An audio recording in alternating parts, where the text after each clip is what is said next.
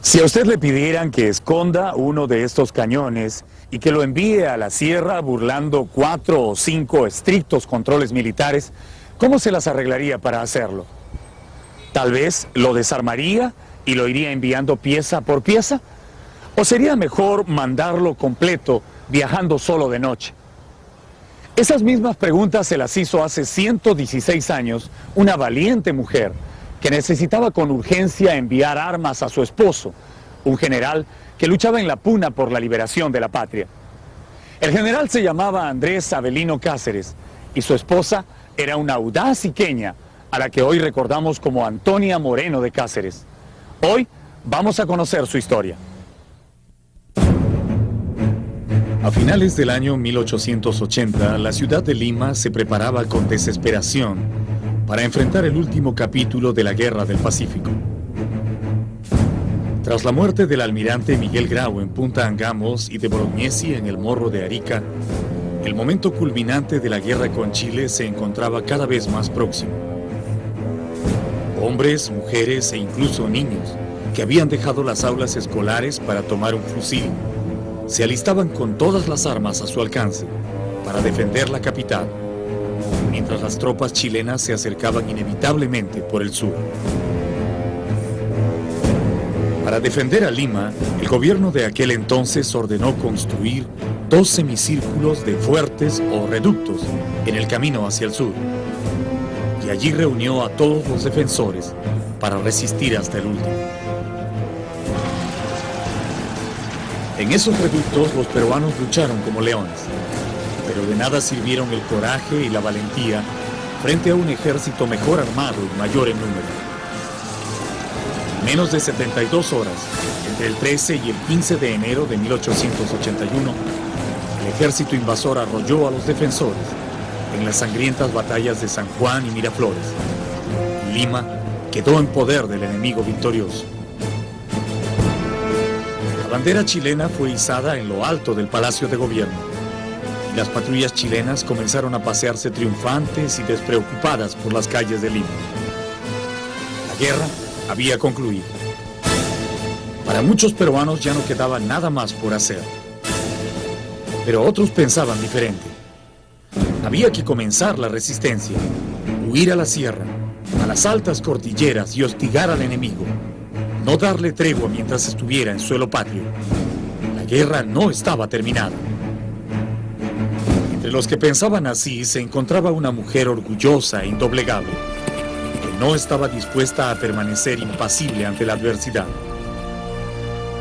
Su nombre era Antonia Moreno de Cáceres. Tenía 3 niñas y su esposo era el líder de la resistencia.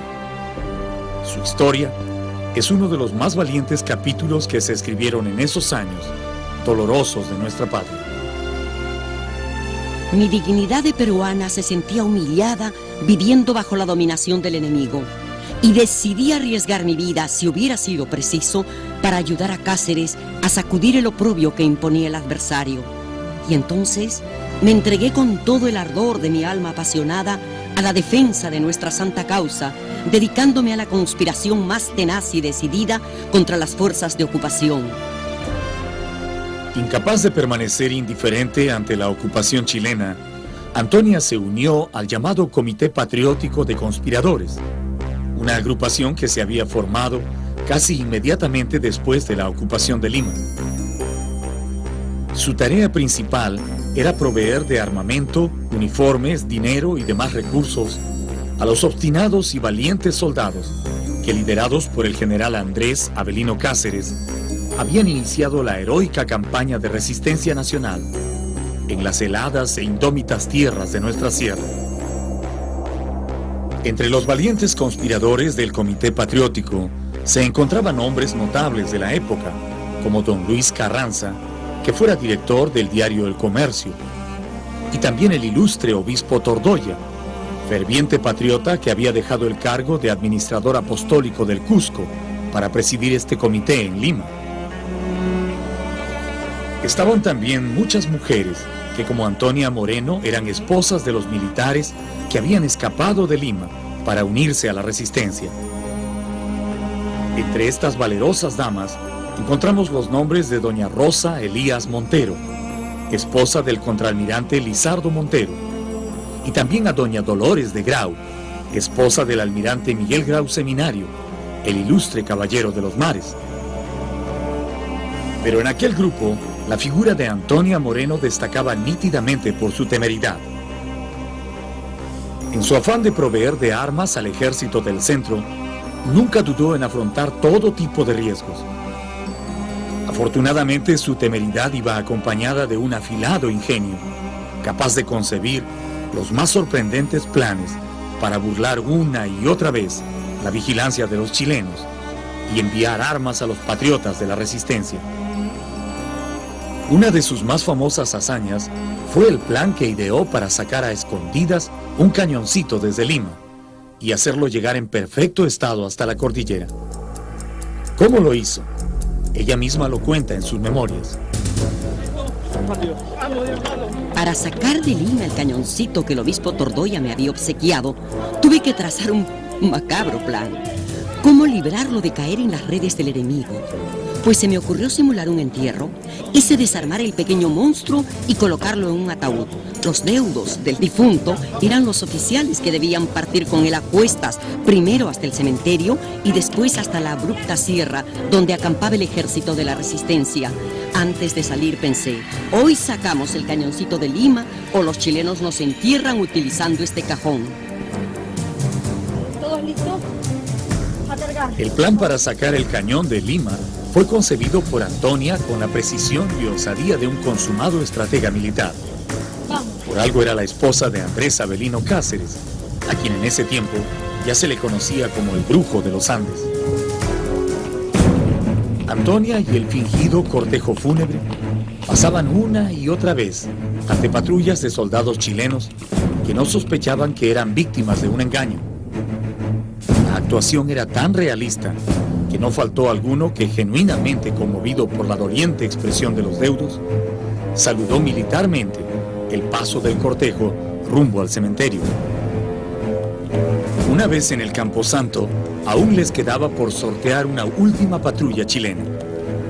Recién entonces pudieron disimuladamente desviarse del lugar y conducir su valiosa carga hacia un corralón vecino, donde les esperaba un arriero listo para emprender el largo viaje que llevaría a ellos y al preciado cañón hasta los campamentos de Cáceres.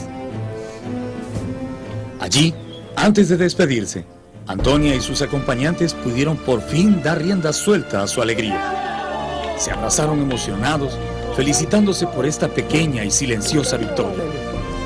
Habían conseguido sacar de contrabando un cañón que sería utilísimo para Cáceres en la sierra. La resistencia continuaría en acción. A unos 5 kilómetros de la cálida y acogedora ciudad de Ica, existe un lugar conocido como el distrito San Juan Bautista. Esta fue la tierra que vio nacer a doña Antonia Moreno Leiva y Luque el 13 de junio de 1848 en el seno de una de las familias más acomodadas y conocidas de la región. Pocos recuerdos han quedado para la posteridad que nos puedan ilustrar cómo fue la infancia y juventud de Antonia. Por lo que cuentan sus descendientes, es fácil imaginarla como una chica alegre y despreocupada que creció como cualquier muchacha de su tiempo, disfrutando de los privilegios que le brindaba la holgada situación de su familia. Según decía mi abuela, era una chica que le encantaba con el calor que hace en Ica, pues echarse en una hamaca de la galería de la hacienda a abanicarse. Y sus padres le llamaban la atención y decían, pero ¿cómo es posible, Antonia, que estés aquí haraganeando, ¿no? En lugar de estar haciendo alguna labor de bordado, de lo que fuera. Y decía, no, el calor me mata y yo no puedo dedicarme a ese tipo de labores. Pero esa era la vida de todas las chicas de su edad y de su época. En sus años de juventud, Antonia se instaló con sus padres en la aristocrática ciudad de Lima, que por aquel entonces tenía una población cercana al 1.000.000 de habitantes. Y fue precisamente en la vieja y tradicional ciudad de los virreyes donde conoció a un recio y destacado militar ayacuchano, de elevada estatura y enérgico carácter, que casi de inmediato atrajo su atención. Se trataba del coronel Andrés Avelino Cáceres, cuyo nombre ya se había hecho conocido durante las heroicas jornadas del combate del 2 de mayo, por su valentía y arrojo. Tras un breve y tórrido romance, el gallardo oficial y la joven iqueña se casaron en la parroquia de Santa Ana, en el tradicional distrito de Barrios Altos, el 22 de julio de 1876. 3 años después, en 1879, el matrimonio tenía ya 3 hijas, Lucila Hortensia, Zoila Aurora y Rosa Amelia. Antonia cuidaba de las niñas en Lima, mientras Cáceres, como tantos militares de carrera, se encontraba casi permanentemente alejado de su familia, desempeñándose como prefecto y comandante general del departamento del Cusco. Sin embargo, pese a la separación, la familia se mantenía unida por el inmenso cariño que se dispensaban los esposos y la constante correspondencia entre ambos. La vida transcurría apaciblemente para este matrimonio hasta el fatídico 5 de abril de 1879, cuando Chile le declaró la guerra al Perú y sus destinos cambiaron para siempre.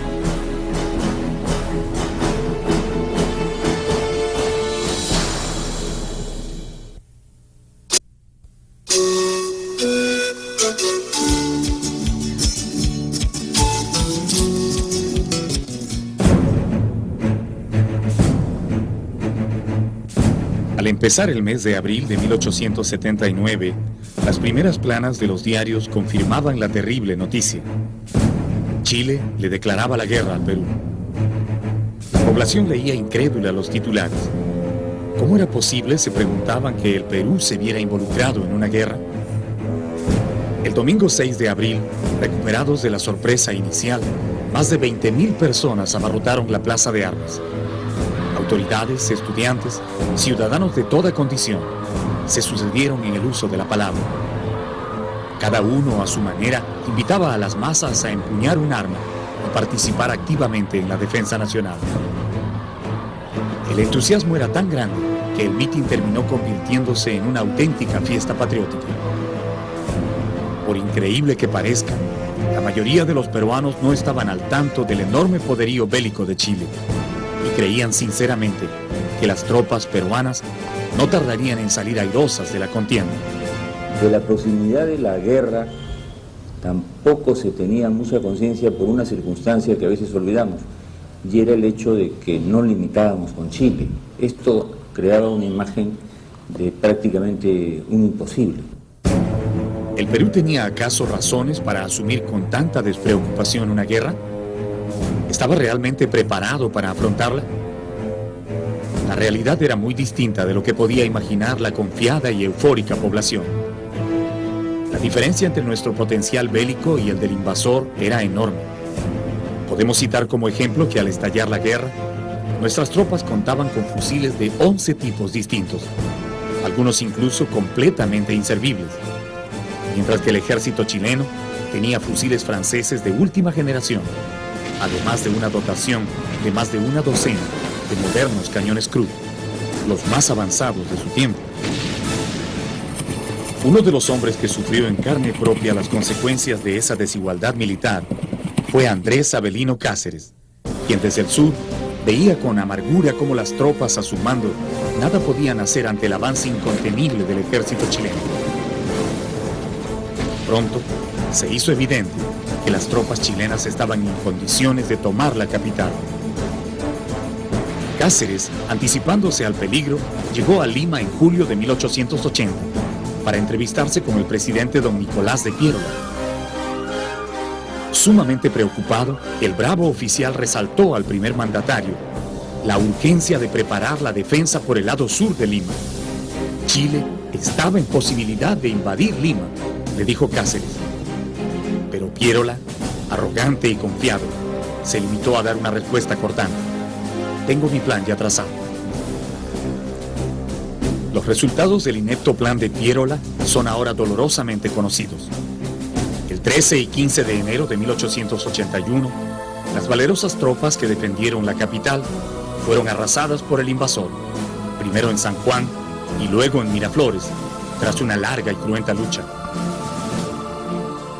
Con una pierna gravemente herida durante la batalla de Miraflores, Cáceres fue llevado a la iglesia de San Pedro, mientras las huestes chilenas lo buscaban sin cesar por toda la ciudad. Al verlo malherido, el superior de la orden jesuita brindó generosamente su propia celda para ocultarlo. Mientras esto ocurría, Antonia Moreno buscaba desesperadamente a su marido. Ya empezaba a temer que hubiera caído muerto o prisionero del enemigo, cuando, dejándose llevar por un rumor, fue a buscarlo al convento de los jesuitas.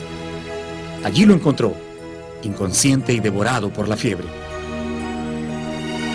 Temeraria como siempre, Antonia no tardó en llevar a Cáceres a la casa, burlando a las patrullas chilenas que seguían buscándolo sin sospechar que se encontraba en su propio hogar restableciéndose. El coronel Cáceres, que había visto la bravura de sus tropas batiéndose en desiguales condiciones, creía firmemente que la guerra no estaba perdida, que la resistencia nacional podía organizarse desde las alturas de los Andes. Y en cuanto sus heridas se lo permitieron, partió secretamente a la sierra para organizar casi de la nada el ejército de la resistencia como último bastión del orgullo nacional. Temerosa de la suerte que podía correr su marido en el fragor de la batalla, Antonia se quedó sola en la vieja casona, cuidando a sus 3 niñas y tratando en lo posible de mantener intacto su hogar. En ese tiempo, el dolor por la ocupación del Perú era tan grande que las novias se casaban vestidas de luto, como una protesta silenciosa contra el ejército chileno. Y aún se afirma que las muchachas más bonitas de Lima se raparon la cabeza para no ser molestadas por los oficiales enemigos. Pero ella no pensaba dejarse vencer por la desesperación, y estimulada por su arraigado patriotismo, decidió en ese momento dedicar todas sus energías a conspirar contra el enemigo. Durante las difíciles jornadas de silenciosa lucha contra el invasor, Antonia Moreno contó entre sus más valiosas colaboradoras con Gregoria, una joven criada negra que se jugaba intrépidamente la vida con tal de colaborar con el ejército de la resistencia. La misma Antonia nos cuenta en sus memorias: yo tenía bajo mis órdenes para empresas arriesgadas a una chica llamada Gregoria, morena, delgada y muy audaz. Ella era la portadora de los fusiles y municiones que podíamos adquirir. Siempre altiva e indiferente, Gregoria pasaba una y otra vez delante de los soldados chilenos, llevando en cada viaje 2 rifles bien atados a la cintura, disimulados bajo sus largos vestidos. La astuta morena caminaba serenamente hasta el Teatro Politeama, donde le esperaba el propietario de la sala, el señor Nicoletti, que a pesar de su origen italiano, era otro servidor heroico del Perú, que participaba activamente en la conspiración. Sin perder en ningún momento el buen humor ni la caballerosidad que le era innata, el simpático italiano ayudaba a Gregoria a desprenderse de su pesada carga que pasaba a engrosar la provisión de armas que Nicoletti ocultaba en los palcos y el proscenio de su teatro.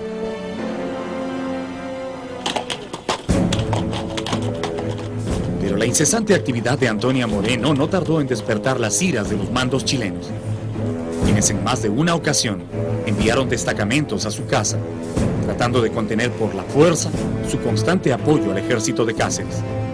El quedarse, el seguir al lado de Cáceres en toda la campaña de la resistencia, yo creo que tiene un valor especial. La identificación de la mujer con el Perú, la identificación de la mujer con la lucha por la resistencia y la identificación de la mujer con lo que era la estructura familiar. La primera vez que asaltaron su casa, Antonia logró burlar a los soldados escondiéndose tras una puerta secreta, disimulada por una mesita, gracias a la complicidad de Gregoria, que negaba su presencia en el lugar. Pero los soldados chilenos no estaban dispuestos a darse por vencidos. En una segunda incursión más violenta aún que la primera, Antonia no tuvo más salida que huir por los techos para no ser apresada. Escapando por las azoteas de la calle San Ildefonso, Antonia fue a parar a la casa de un boticario. Pronto apareció ante el mostrador un oficial chileno exigiendo registrar el lugar. Pero el dueño de casa, con admirable serenidad, le invitó a beber de una botella del célebre vino dulce de Ica antes de iniciar la inspección. No había transcurrido mucho tiempo desde que el militar empezó a rendirle honores al vino iqueño, cuando súbitamente cayó en el más profundo sueño, gracias a un narcótico que el ingenioso y valiente boticario había deslizado en su copa. Fue así como Antonia pudo salir a la calle, nada menos que por la puerta principal de la botica, en medio de los ronquidos de su burlado perseguidor. Para entonces, su condición de esposa de Cáceres, en una ciudad ocupada por el ejército enemigo, se tornaba cada vez más delicada. Temerosa de lo que pudiera pasar si las encontraban en casa, Antonia había encomendado el cuidado de sus hijas a las religiosas del Sagrado Corazón de San Pedro. La Madre Superiora trataba de tranquilizar a Antonia, asegurándole que jamás consentiría en entregar a las niñas, por más presiones que las autoridades chilenas pudieran ejercer. Sumamente preocupado por tales acontecimientos, Cáceres, desde su campamento en la Sierra Central, escribió una extensa carta a su esposa en donde le decía: «Ven, no te expongas más, ni expongas a nuestras hijas. Si las tomaran prisioneras, tendría que entregarme para salvarlas del sacrificio. Y entonces, ¿quién sostendría la resistencia nacional? Necesito de toda mi serenidad para continuar esta lucha. Mandaré a uno de mis ayudantes para que las traiga». Antonia había esperado durante largos meses la llegada de esa carta, pero era tal la indignación que le provocaban los abusos cometidos por el ejército invasor, que no dudó en postergar su viaje para seguir conspirando. ¿Cuántas veces al pasar por alguna plaza había contemplado impotente cómo los soldados chilenos azotaban ferozmente a los ciudadanos que se negaban a pagar los llamados cupos de guerra para el sostenimiento de sus tropas? A pesar del tono angustioso de mi marido, yo postergué mi escapatoria de la capital, porque en esos días me ocupaba activamente en reunir un buen contingente de armas para los patriotas. Antonia se había enterado que un viejo amigo suyo, el doctor Miguel Colunga, tenía rifles escondidos en el jardín botánico. De inmediato se los pidió para la resistencia. Luego de limpiarlos y cubrirlos con cebo, Antonia contempló orgullosamente esas armas que serían tan útiles al ejército que peleaba en la sierra. Pero el juego se iba volviendo cada día más peligroso. Una vez terminada esta aventura, recién pensé en acudir a la insistente llamada de mi marido y le escribí diciéndole que podía mandar en nuestra búsqueda. Antonia sabía bien que el viaje sería largo y lleno de peligros. Ella y sus hijas podían convertirse en prisioneras de guerra si las patrullas chilenas las descubrían saliendo de Lima. Pero eso no la amilanó. y aceptó el desafío, consciente de que el futuro le deparaba nuevas oportunidades de poner a prueba su entereza.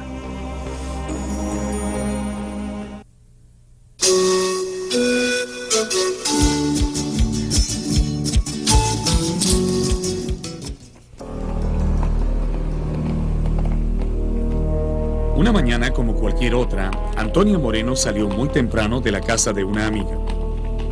No llevaba ningún tipo de equipaje. Iba acompañada por sus hijas y había dejado dicho que pasaría a recoger una encomienda. Nadie se dio cuenta que con esa salida iniciaba su fuga de Lima. Pero ¿cómo haría Antonia para escapar? Ella era probablemente la mujer más vigilada de toda la capital. Las patrullas chilenas tenían órdenes terminantes de no perder de vista ninguno de sus movimientos. Lo primero que hizo fue detener un carruaje tirado por un cochero negro y pedir que la llevara a las afueras de Lima. Eligió ese vehículo porque la piel oscura de su conductor le brindaba la certeza de no ser conducida por un chileno disfrazado. Más adelante, continuó el viaje en una modesta carreta jalada por un indio.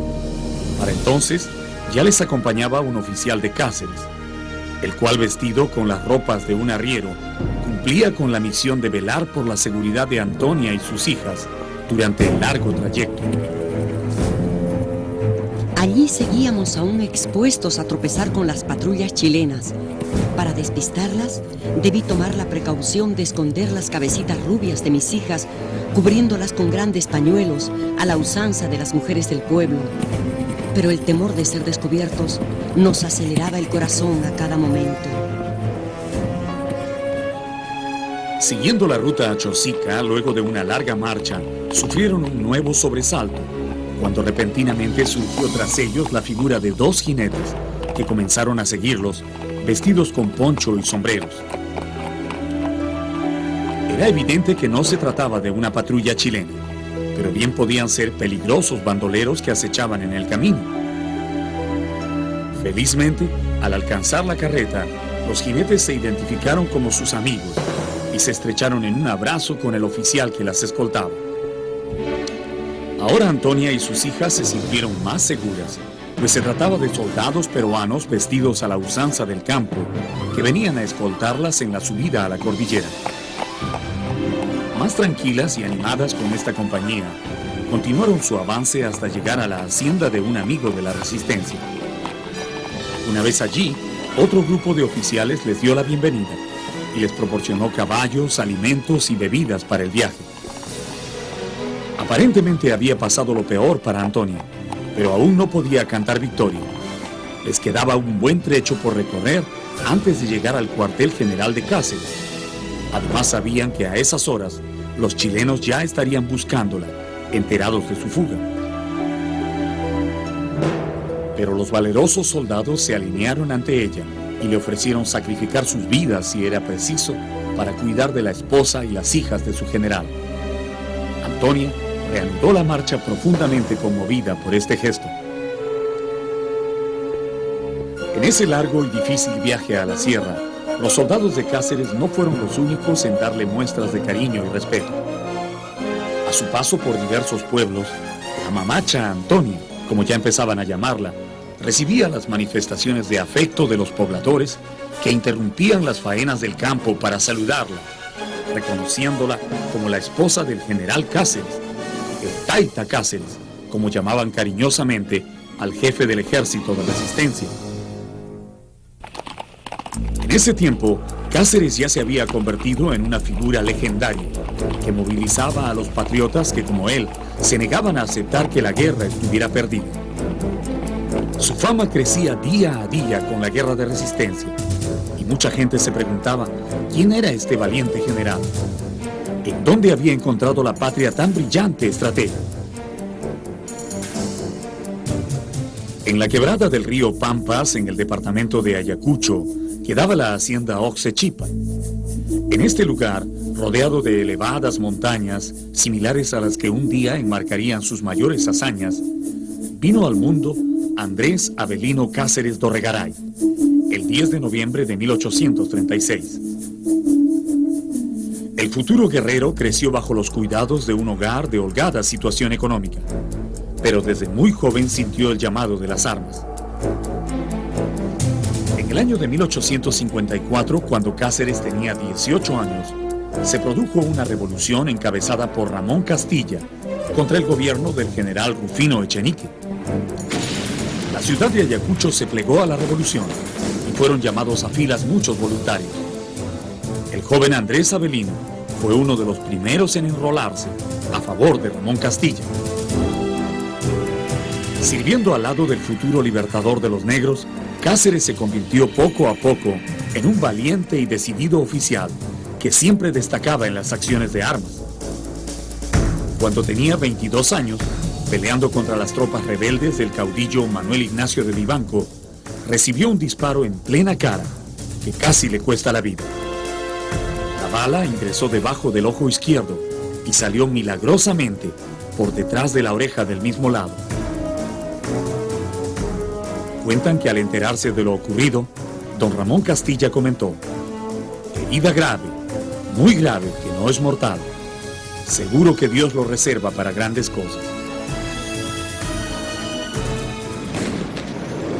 Una de las grandes cosas para las que estaba reservado fue sin duda el histórico combate del 2 de mayo de 1866.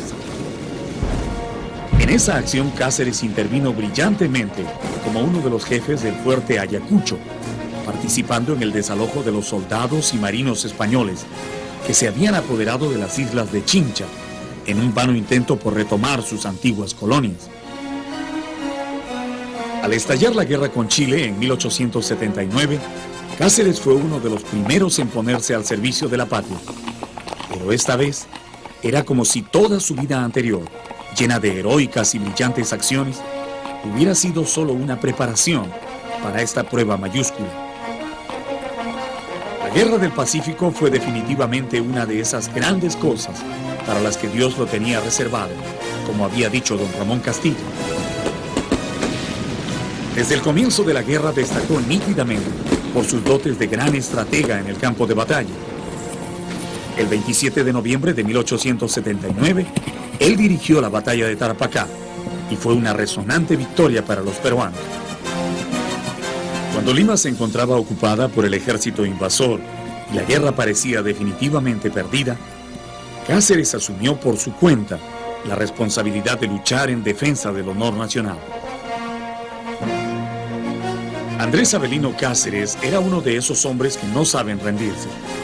Cuando la guerra ya parecía acabada, él solo, y sin que nadie se lo pidiera, organizó y se puso al frente del ejército de la resistencia y logró controlar las serranías y valles de la cordillera, impidiendo que el ejército invasor pudiera adentrarse en nuestro territorio. La mañana en que iba a encontrarse con Antonia, Cáceres salió a caballo de su campamento acompañado por un regimiento de sus mejores soldados. A pesar de su conocida bravura, el general era también un cariñoso esposo que anhelaba las horas de volver a abrazar a su mujer y sus pequeñas hijas. Cuando Antonia se encontraba atravesando Cocachacra, camino a San Bartolomé, divisó a lo lejos un batallón de soldados que se aproximaba hacia él. Su corazón dio un vuelco cuando, al tenerlo más cerca, descubrió que Cáceres era quien iba a la cabeza. Llevaba cerca de 6 meses sin verlo. Tras el feliz reencuentro con su familia, el general reinició inmediatamente sus acciones de hostigamiento contra el ejército invasor. Mientras Antonia se esforzaba en mantener la unidad familiar tanto como le era posible. Sus hijas crecían viendo a su padre salir a arriesgar la vida todos los días y lloraban por eso. Pero Antonia las consolaba diciéndoles que deberían aprender a compartir su amor por Cáceres con su amor por la patria. Eso les dará fuerzas para sufrir, les repetía siempre a las pequeñas.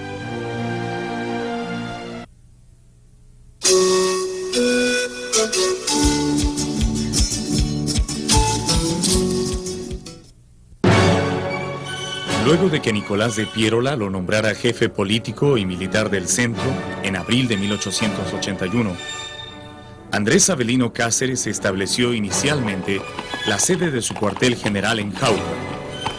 y se dedicó a la formación de las tropas que lo acompañarían durante esa nueva etapa de la guerra, que hoy conocemos como la Campaña de la Breña. Este nombre tiene su origen en los pueblos de la serranía, en donde los lugareños suelen llamar breñas a esos parajes rocosos y de muy difícil acceso, que pronto se convertirían en el nuevo escenario del conflicto. Chile contaba entonces con 15.000 hombres en territorio peruano, distribuidos en Huacho, Trujillo, Lima y Callao, fuera de las importantes guarniciones que tenía en Tarapacá y Tacna. Cáceres, por su parte, había sido nombrado jefe militar, pero el presidente Pierola no le había asignado tropas ni recursos. En tales circunstancias, acompañado por una pequeña fuerza militar acantonada en Jauja, recorrió los pueblos cercanos, arengando a los campesinos en quechua y llamándolos a enlistarse en su ejército. Aún en la actualidad suele escucharse en los pueblos de la sierra la historia que narra la manera en que los oficiales de Cáceres enseñaban a marchar a esa tropa, haciendo que cada recluta se amarre un trozo de cuero blanco en la pierna izquierda y otro de cuero negro en la derecha. Luego las órdenes en quechua decían Yurajara, Yanajara, y de esa manera los oficiales indicaban a los soldados cuál de las dos piernas debían levantar durante la marcha.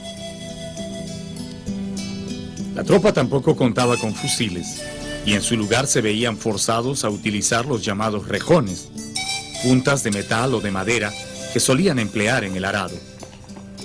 No eran más que simples lanzas, pero con ellas el soldado breñero hacía frente temerariamente a las tropas chilenas mucho mejor equipadas.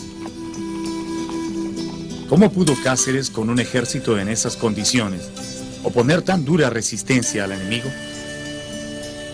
La respuesta la encontramos en el profundo conocimiento de la sierra que tenía este gran soldado ayacuchano. Cáceres supo sacar partido de esta única ventaja que tenía sobre su rival, aplicando una táctica que bautizó como estrategia de desgaste y que consistía en hostigar sin tregua al enemigo, desplazándose continuamente, atacándolo donde menos esperaba, para luego batirse en retirada y volver a atacar desde otro flanco.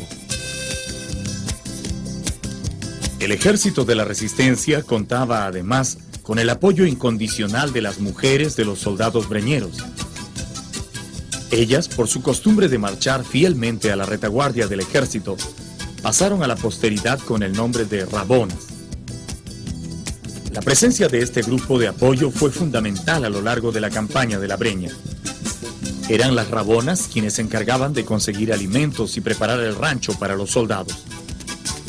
Ellas lavaban las ropas y hacían las veces de improvisadas enfermeras cuando los soldados caían heridos en los campos de batalla o víctimas de epidemias mortales, como el tifus, que causó gran cantidad de bajas en las tropas. A pesar de ser la esposa del jefe del ejército, Antonia Moreno trabajaba de igual a igual con ellas, compartiendo sus tareas.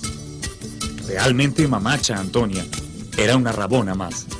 Nosotros podemos encontrar en la esposa de Cáceres no solamente la gran compañera en la guerra, sino a la vez un ser humano que tuvo alcance espiritual suficiente para tratar con llaneza, en un plano de igualdad, a los más distintos grupos sociales. Continuando la campaña, Cáceres se dirigió hacia Ayacucho, en donde por espacio de 3 meses reorganizó su ejército. Luego viajó por Huanta, Acobamba y Huancavelica, y finalmente llegó a Junín, que en ese tiempo ya se encontraba en poder de los chilenos. El general atacó estratégicamente los destacamentos enemigos acantonados en Pucará y Marcaballe, encajonándolos en el Valle del Mantal, cortándoles la retirada hacia Lima, para luego derrotarlos sucesivamente por partes. La victoria alcanzada en ambas acciones permitió a los soldados breñeros hacerse con más de 200 fusiles, además de municiones y caballos. Realmente Pucará y Marcaballe fueron las victorias más espléndidas del ejército de la resistencia. Algún tiempo después, al pasar por Tarma, Antonia fue aquejada por los dolores del parto.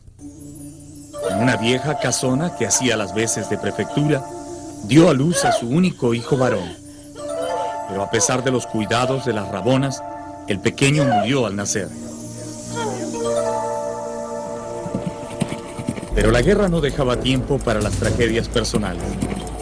Y Cáceres tuvo que hacer frente al acoso de las tropas chilenas, dispuestas a exterminar a su ejército, que llevaba 2 años combatiéndolos sin pensar jamás en rendirse. Utilizando 2.000 hombres, comenzaron a cerrar todos los pasos y rutas desde Lima hasta el Valle del Mantaro en Junín. Luego, otro regimiento de 1.500 soldados fue enviado por el Valle del Lurín para impedir la huida de Cáceres a otras regiones. Y finalmente, un tercer grupo de 3.000 hombres avanzó frontalmente por el Valle del Rímac, atrayendo al general y fijándolo en el terreno. En total, el ejército invasor utilizaba 6.500 hombres para acabar con las tropas de Cáceres, que apenas llegaban a 3.000 efectivos. Viendo esto, el general ordenó el repliegue hacia Tarma. Allí, en una junta de guerra, Cáceres y sus oficiales acordaron retirarse hacia el norte para esperar al enemigo. Antonia viajó un día antes para avisar a los patriotas de Huaraz, mientras Cáceres contenía el avance chileno que ya casi le pisaba los talones. Cuando llegaron a Huaraz, prácticamente rodeados por las tropas chilenas, el general le propuso a su esposa escapar con sus hijas, siguiendo la ruta del río Marañón. Pero ella no quiso internarse en una región que le resultaba desconocida. Y a pesar del tremendo peligro que enfrentaba, decidió regresar a Lima a esperar el resultado de la batalla. Corrían los primeros días de junio de 1883, cuando Antonia y las niñas, acompañadas de una escolta, iniciaron el largo camino de regreso, después de haber permanecido junto a Cáceres y sus tropas durante casi toda la campaña de la Breña, compartiendo con ellos todo tipo de privaciones y angustias. La mamacha Antonia había llegado a sentirse profundamente identificada con los jóvenes soldados breñeros, a quienes veía como a sus verdaderos hijos. En vísperas de la batalla definitiva que sería en Huamachuco, les tuvo que decir adiós para siempre, sabiendo que muchos de ellos morirían defendiendo el honor y la integridad de la patria.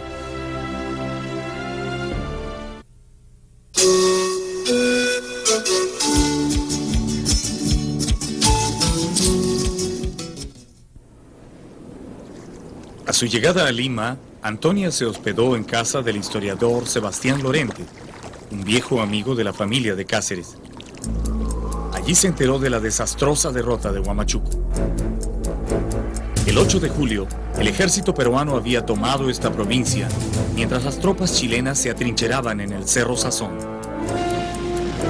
Tras un día de intercambio de cañonazos y fuego de fusilería, la mañana del 10 de julio se inició la batalla. Después de 5 horas de lucha, cuando la victoria parecía inclinarse a nuestro favor, el infortunio golpeó a los patriotas, al quedarse repentinamente sin municiones. Los chilenos, que ya se batían en retirada, volvieron entonces sobre sus pasos y masacraron a los impotentes soldados breñeros, a los que solo les quedaba luchar con las culatas de sus fusiles y las puntas de sus rejones. Después de la batalla, más de 700 hombres quedaron muertos sobre el terreno. No hubo prisioneros.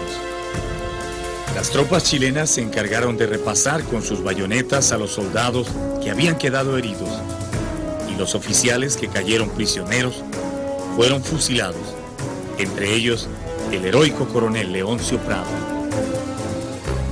La derrota de Huamachuco terminó prácticamente con todas nuestras esperanzas en esta guerra. Cáceres, a pesar de este duro revés, estaba dispuesto a reorganizar su ejército y continuar obstinadamente con la resistencia. Pero el país ya no podía seguir desangrándose. En Lima y otras ciudades del interior, cada vez eran más las voces que se pronunciaban a favor de la rendición, aunque ésta tuviera que ver con cesión territorial. El general Miguel Iglesias, que se había hecho cargo de la presidencia del Perú, entabló entonces conversaciones con las fuerzas de ocupación chilenas, con con las cuales llegó al acuerdo que hoy conocemos como el Tratado de Ancón, que se firmó el 20 de octubre de 1883 y que puso fin al conflicto.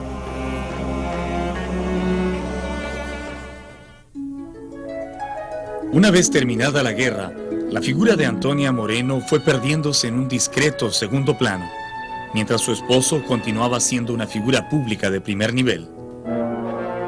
Cáceres llegó a ser hasta en 2 ocasiones presidente del Perú, durante los periodos de 1886 a 1890, en plena etapa de reconstrucción nacional, y luego de 1894 a 1895. Durante aquellos años, algunas de las medidas que tomó su gobierno fueron tan impopulares que muchos pensaron que hubiera sido mejor que Cáceres muriera heroicamente en Huamachuco.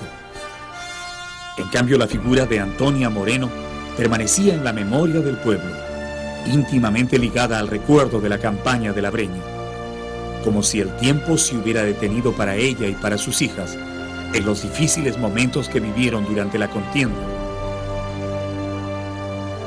Finalmente, una calurosa mañana del verano limeño, Antonia Moreno de Cáceres se fue para siempre.